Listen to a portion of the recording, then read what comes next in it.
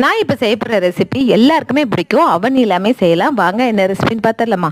இப்போ இந்த ரெசிபிக்கு ஒரு பாத்திரத்தில் 1 கப் அளவுக்கு கோதுமை மாவு, 3/4 ஸ்பூன் அளவுக்கு baking powder, 1/4 spoon baking soda, அது கூட 1 ஸ்பூன் அளவுக்கு சுகர் சேர்த்துட்டு இதில் தேவையான அளவுக்கு உப்பு, 2 ஸ்பூன் ஆயில் சேர்த்து தயிர் சேர்த்து பிசைஞ்சிக்கலாம். அப்படி இல்லைன்னா இந்த மாதிரி தண்ணி சேர்த்து கூட பிசைஞ்சிக்கலாம். மாவு இந்த மாதிரி சாஃப்டாக பிசைஞ்சு 2ஆ பிரிச்சுக்கலாம். அடுத்தது ஒரு சில்வர் பிளேட்டில் நான் வந்து ஆயில் அப்ளை பண்ணிட்டு மாவு ஸ்ப்ரெட் பண்ணியிருக்கேன்.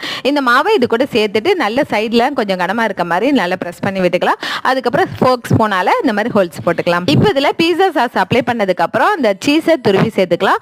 அது கூட கேப்சிகம், கேரட், அது கூட மஷ்ரூம், அதுக்கப்புறம் ஆனியன் சேர்த்துட்டு மறுபடியும் சீஸை நல்லா ஃபுல்லாக அப்ளை பண்ணிக்கலாம். அது கூட நான் வந்து ஆரிகானோ சேர்த்துருக்கேன். இது சேர்த்ததுக்கு அப்புறம் நீங்கள் வந்து துளசி லீஃப் பவுடர் கூட சேர்த்துக்கலாம்.